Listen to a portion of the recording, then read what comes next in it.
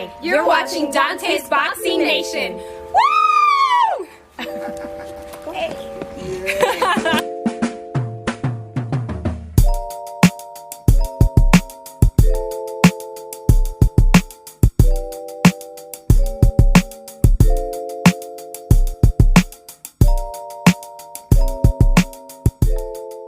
You know, I always say on this channel, pay-per-view fights should actually be free.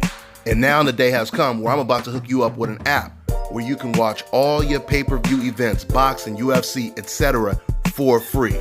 I want to introduce Block TV, the best internet streaming television app out there. They provide over 3,600 channels, including HBO, Cinemax, Showtime, and Starz. They have a massive video on demand library with over 40,000 of the new release movies and the latest TV series. And it also includes DVR. So you're getting all of this for $34.99 a month. And once again, that includes free pay-per-view. So this one right here is a no-brainer, guys, because back in Las Vegas, I was paying damn near $200 a month for my cable. Those days are long gone now. So to get the app, make sure you guys go over to getblocktv.com and put in my promo code and get 30% off your first month. You also get a free month for every friend you refer. The promo code is DBNation. Dante's Boxing Nation, what's going on, guys? So the year of the mask off continues, huh?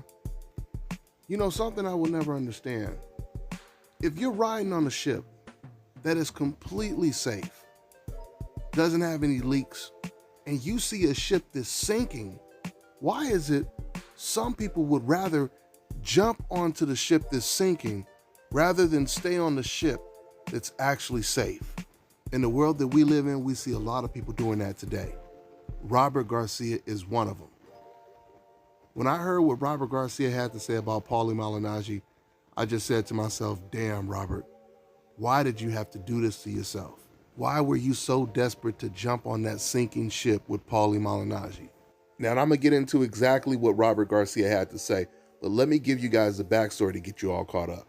So for those of you guys who don't know the whole story, Paulie Malignaggi, he did an interview that stems from Devin Haney saying he would never lose to a white boy. Who would have thought that it would take Devin Haney's comments for us to find out what Paulie Malignaggi really thought about black people and boxing in general when it comes to race. Now later on, since some people like to compare what Devin Haney said to what Paulie said, I'll go ahead and break that down later on in the video. But let's get to what Robert Garcia said. Now remember, Paulie Malignaggi, he did this interview where the whole interview, the guy who was interviewing him, he was basically trying to shine the light on Devin Haney, because when Devin Haney said this, it went viral. So the reporter wanted to get Paulie's take on what Devin Haney said, but the reporter was also having a conversation with Paulie where he was telling Paulie how black people, they have it so good, how Devin, he can say this, but if a white person said that, oh, it would be the worst thing ever, etc., etc. But the reporter never expected that once he gave Paulie Malignaggi an opportunity to react and basically piggyback off of what he just said, Paulie's comments would end up getting him fired. Now, once again, later on, I'm going to unpack the whole comparing Devin Haney to Paulie Malignaggi's comments, which I'm going to break down in chronological order in this video. So in this interview that got Paulie fired, he was responding once again to what Devin said. Now, keep in mind, Devin Haney, he was saying that he personally would not lose to a white boy. Paulie, he countered by saying, well, if you're going to say that, there's no fighter more dominant than the white fighter today. He talked about how black fighters, they had their time back in the 80s and the 90s, but now he said the dominant species in the sport are white fighters. Just completely disregarding fighters like Errol Spence, Terrence Crawford, Tank Davis, the Charlo brother, Demetrius Andrade, Shakur Stevenson, Devin Haney, and the list just goes on and on and on. And then he starts talking about racism. And he says racism, racial oppression doesn't exist. It's all made up. Now, the real interesting thing is, once he said these things, it was kind of like when Donald Trump started to say the things that he said about Mexicans and Muslims and black people and so on and so forth. What it did was it made a lot of other racist people comfortable with being a racist. Like they felt, hey, we no longer have to hide. Now we can say I'm racist and I'm proud of it. So they start coming out in droves, thanking Donald Trump for telling it like they truly believe it is. This is what happened when Paulie said what he said. he started to elicit and incite a lot of racist people that would have conversations with him on Twitter. And those racists, they got Paulie Malignaggi to really open up and express how he truly feels about black people. Paulie Malignaggi, he started saying the people that are fighting for justice for George Floyd, they're just trying to corner the market and they're playing the race card. He said that's why he would never support anything like that. When Ahmaud Arbery died, Paulie Malignaggi, he said that Arbery was the one going around looking suspicious, like basically saying it was his fault, and that's why he got killed by those two hillbilly Nazis. So once again, all it took was for a reporter to ask Paulie Malignaggi his thoughts on what Devin Haney said. And honestly, the question backfired on the reporter and Paulie Malignaggi, because they were both trying to shine a light on Devin Haney, a negative light on Devin Haney and black people in general, trying to say how black people, they have it so good. Black people are treated so well. I wish we could be treated the same way. But anyway, I believe the reporter got a lot more than he expected out of Paulie. He didn't expect Paulie to start telling on himself, which is exactly what he did, and led to him getting fired. But with Showtime being the magnanimous people that they are, they actually was willing to give Paulie another chance as long as he apologizes, knowing that that wasn't going to change the way he felt, but just because it would be a great PR stunt that would kind of put a little bit of a band-aid over what Paulie said. So even when they tried to get Paulie to apologize, Paulie said he's not going to apologize, and that's when he got fired. And that brings us to what trainer and former champion Robert Garcia had to say. So I'm going to quote exactly what Robert Garcia said on this podcast that he did with his younger brother. Check it out, and then I'm going to unpack everything. And trust me, it's going to be a whole lot of unpacking to do. He starts off by saying, "I disagree. I don't think there was any reason to fire him." He continues by saying he's good. He's really effing good. I mean, he's good at his job. If they wanted him to be fake, they should have told him he has to be fake on the show. He has to pick the Showtime fighters. You have to say something good about the fighters that signed to so-and-so, whoever is with Showtime. Now, guys, the next thing Robert says, you have to hear it to truly believe it. So let me go ahead and play this clip. So that's being fake. He's saying he's being real. He's saying the truth. He's saying what he feels, and I don't think he said anything wrong. Honestly, I don't think it was anything wrong for him to get fired. Now, from that point on, Robert, he closed out with basically saying that he's glad that Paulie Malignaggi didn't apologize. So he thinks it was worth Paulie Malignaggi standing up for what he truly believed, and it was worth him getting fired and losing his job over. But did you guys hear when Robert said that Paulie, he said the truth? He spoke the truth. He's being real, and he said what he feels. There's so much to unpack right now, I almost don't even know where to start. But let's start by just making it clear. Robert Garcia is Mexican, and he's saying that Paulie Malignaggi telling the boxing world that the sport of boxing is dominated by white people. Robert is saying that he was speaking the truth. So you're saying that he's speaking the truth, and you're saying that you agree that white fighters are more dominant than Mexican fighters? I mean, forget about black fighters, because Robert is Mexican. You're saying that Paulie is speaking the truth when he says that white people dominate the entire sport of boxing, and it's pretty much over for black fighters, because that's what Paulie said. He said they had their time, but he said right now, this is the era of the white fighter, the Eastern European white fighter. And Robert is saying that that's the truth. Now, what Robert said is going to shock a lot of boxing fans, but it doesn't really shock or surprise me, because I already knew what Robert was about, but I was giving him a pass. But he done reached the point to where I can't give him a pass anymore. See, the problem with jumping on that sinking ship is now you shine a light on yourself. And now people are going to start looking at all the things that Robert Garcia has said in the past. For those of you guys who don't know, Robert Garcia, this is the same man who joked about Trayvon Martin getting murdered by George Zimmerman. When George Zimmerman murdered Trayvon Martin, George, he was trying to financially capitalize off of the murder, by just doing anything to make money, like auctioning the gun off that he killed Trayvon Martin with. He was willing to do celebrity boxing matches with black celebrities, and this is when Ellie's setback. He was interviewing Robert Garcia, and it was funny because Ellie, he expected Robert Garcia, you could tell the way he asked the question, he expected Robert Garcia to denounce and diss George Zimmerman because of him killing Trayvon Martin, but it was the contrary. Ellie, he asked Robert, he said, who would win a fight like that? And Robert, he said, I'm rooting for George Zimmerman. I mean, look at how he fucked up Trayvon Martin. Then you had the incident when Robert Garcia, for no reason at all, after Marcos Maidana lost to Floyd Mayweather, they were heading back to their dressing room, and Lil Wayne, who was, I guess, in the front, he was outside of Floyd Mayweather's dressing room. So as Maidana and his team are basically chanting Maidana after they just lost, and as they walk past Lil Wayne, he's looking at them like, but you guys just lost. And Robert Garcia, he hits Lil Wayne with a water bottle as he walks past Lil Wayne. Now, that incident alone, you would think, okay, well, that could be anything. That can mean anything, right? If that was the only thing that Robert ever did, it wouldn't mean anything at all. But then, when you think about how he reacted to Lil Wayne said, but you guys lost, how he reacted to that situation versus how he reacted to what Freddie Roach said to his face. When Freddie Roach got into it with Robert Garcia, he called him, and I quote, a Mexican motherfucker. Robert Garcia's first thing that came out of his mouth was, oh, what? Oh, he's getting racist? Oh, he's getting racist? This is what Robert Garcia said. And one of Robert Garcia's team members, they were so pissed off, they were trying to get at Freddie Roach. They was like, oh, you effing racist. They kept calling Freddie Roach a racist. But as they're pulling Freddie Roach out of the room, Robert Garcia was never trying to attack Freddie at all. Matter of fact, Robert, he's saying as they're pulling Freddie out of the room, man, I look up to you. I've looked up to you, Freddie. Damn, it's like that. I've looked up to you.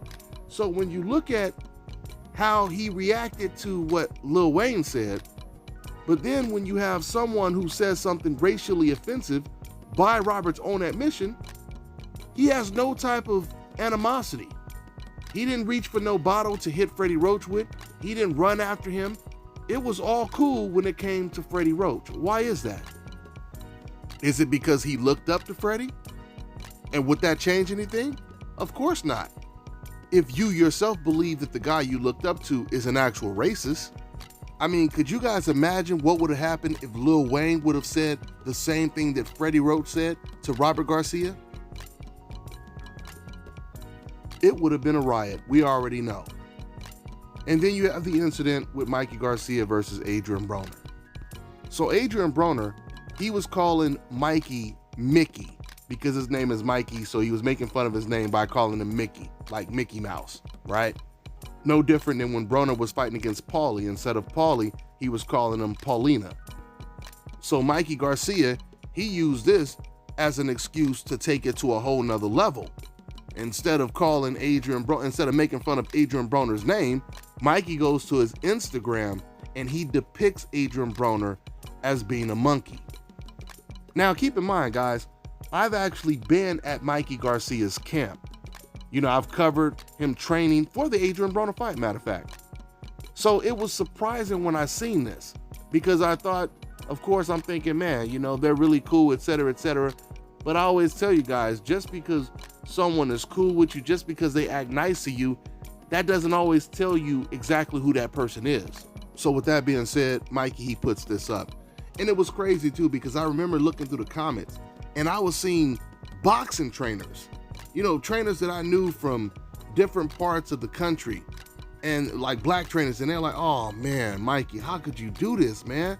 How could you put some racist stuff up like this on your channel, on your Instagram? It was a lot of people that were disappointed, right? So clearly Mikey Garcia and his brother Robert, they knew how offensive it was. So I confronted them at the press conference, which you guys can still see the video. It's on YouTube right now. I asked Mikey Garcia, of course no one else is gonna ask him about this. I asked Mikey Garcia to his face, him and Robert Garcia, they were together. Asked them about the picture, And of course they defended it. Robert is saying, or Mikey, he starts off saying, I thought it wasn't offensive. It's just a picture of Donkey Kong. Because that's what it was. It was a picture of Donkey Kong. And it was supposed to be Adrian Broner. Now, it was pretty interesting because they asked me during the interview, they said, did it offend you? And I said, yeah, it offended me. They didn't expect me to say that because most people would, play stupid and be like, no, this has nothing to do with me. I said, yeah, it offended me. And both Robert and Mikey, they asked me why. Now, when they asked me why, my only response was, listen, let me tell you like this. I grew up in Long Beach, California, and I'm just gonna leave it like that because see, I didn't want to go into complete detail and make the interview more about me than the person I was interviewing. But after the interview, I explained to Mikey Garcia exactly what I meant. And what I meant when I said that, growing up in Long Beach, California, unfortunately, that's where some of the worst black and brown tension is, black versus Mexican. I went to 2 high schools. I went to Long Beach Jordan and I went to Long Beach Paulie.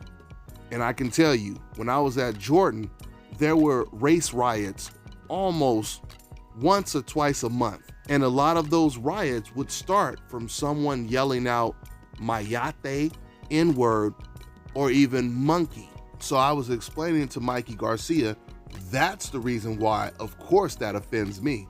You have to understand, it's not always the word you use to offend someone. It's what your intentions are when you're using the word, at least sometimes. So going back to the interview with Mikey Garcia, eventually, Mikey Garcia, he said, well, I'm sorry if I offended someone, et cetera, But what I noticed is Robert Garcia, he wasn't having no apologies. Matter of fact, he was egging it on even more. He was like, hey, there's nothing wrong with it. He said, we grew up playing Donkey Kong, like making jokes about it, right? And this is why it doesn't surprise me at all that he sits here and he says, hey man, there was nothing wrong with what he said. He spoke the truth.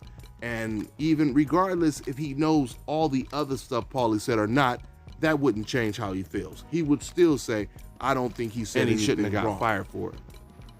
Now, guys, I really want you to pay attention to what I'm about to say next because it's really important. This is the problem.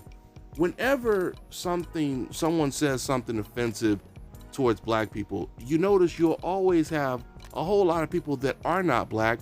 They'll come out and try to tell black people what's offensive to them and what's not. Of course you see nothing wrong with what the person said because he didn't say anything about your race. Now, if Paulie went on a rant and he was talking about Mexicans, then it would be more suitable. It would make more sense that Robert Garcia would be sitting over here, and then if you want to say, you know what, I wasn't offended. I wasn't offended at all what he said. It wasn't racist. It didn't bother me. I don't think he should have been fired. See, that's when your point is relevant. If someone says something offensive about Muslims, I would want to ask a Muslim how he felt about what was said. I would want to hear how he feels about what was said. I'm not going to ask the race of the same people that offended him, how do you feel about it? Or I'm not going to ask someone who's not Muslim, how do you feel about what they said about Muslims? Does that make any sense, guys? Listen, for those of you guys who don't know, I live in Thailand, which I'm going to explain how I ended up out here and why I live out here and why I actually love the country. I'm going to explain that on my other channel, Dante's Traveler Nation, DTN. Make sure you subscribe to that channel. So my point is, since you know that I live in Thailand, let's say you wanted to visit Thailand. Who are you going to ask, how is it living in Thailand? How is Thailand? Are you going to ask me or are you going to ask someone who's never been here before? It's an obvious rhetorical question, right? Same thing applies to people like Robert Garcia that will sit over here and say, oh, I don't see anything he did wrong. I didn't see anything that was offensive. No one is going to ask someone who wasn't the target, who wasn't the butt of the joke. No one is going to ask you how you felt about how black people should feel. Now, there's one thing if you're showing empathy, but if you're showing nothing but apathy, then your point is irrelevant. And furthermore, if you're one of those people, which is at least 99% of the people I'm talking about, if you're one of those people that has never in your entire life went on the internet to admit that there was some type of racism towards black people, but we see comments where you have justified racism towards black people and said you didn't see anything wrong with the racism or it wasn't racist. We've seen comments like that from you, but we've never seen one single comment where you were saying, oh, well, that was offensive. That was racially offensive towards a black person, et cetera, et cetera. If we've never seen that, you're completely disqualified from the conversation. Because look, if you were one of these people who always comment on my videos, right? And we were talking about some racial incident, like, for example, when Sergey Kovalev was calling Adonis a monkey, and you were in the comment section saying, yeah, Dante, I agree. This is extremely offensive, and I lost a lot of respect for Sergey. I didn't know he was like this, et cetera, et cetera, et cetera. Now, if you said something like that when that happened, but then later on you say, hey, well, Dante, I don't think this has anything to do with race, then at the worst case, you would at least be worth having the conversation with.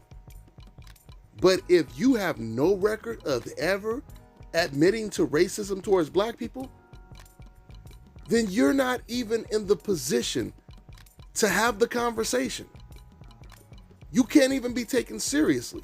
So it means absolutely nothing that Robert is sitting over here saying, hey man, it wasn't offensive at all. Didn't bother me at all. Because you feel like as long as they weren't talking about me and they were talking about black people, that doesn't bother me at all. The only thing Robert Garcia said in this piece that I agree with is when he said he's happy that Paulie didn't apologize. I agree with him. I'm happy Paulie didn't apologize either, because I felt the right thing to do was to fire his ass. Regardless if that was with Showtime giving him a chance to retract what he said, I'm glad that it played out the way that it did. Now, when you hear something else that's important to note, you know, when you hear people say, hey man, I don't think he should have got fired. There's nothing wrong with what he did, what he said, et cetera, et cetera. Something else people like Robert Garcia has to understand. It's easy to be saying these type of things, sitting at home saying, oh, they shouldn't have fired him. It was stupid, because that's another word he used. It was stupid to fire him. But the thing is, people like Robert Garcia, you represent yourself.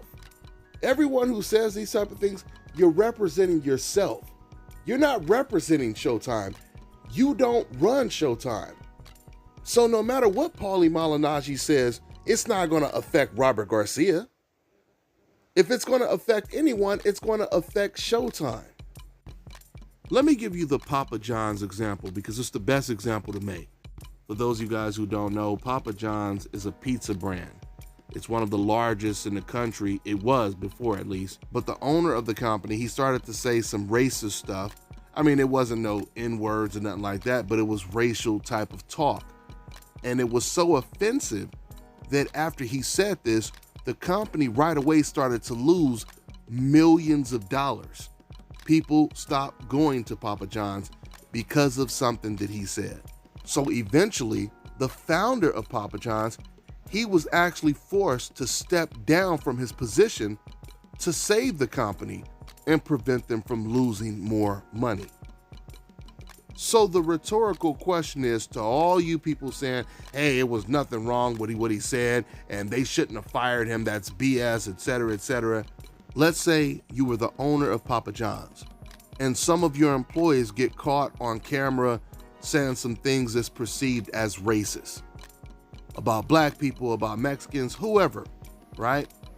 And this is all over the news. Now your company is taking a hit. You're losing money. Are you going to sit here and say, no, man, I'm not going to fire them because they said nothing wrong. They were speaking the truth. I don't want my employees to be fake. I want them to be real at all times, even if it costs us losing this company. And on top of that, we're not going to issue any apologies. Are you going to do that? Of course not. We know exactly what you're going to do. So for you guys defending Paulie, saying he did nothing wrong and he shouldn't have got fired, saying freedom of speech.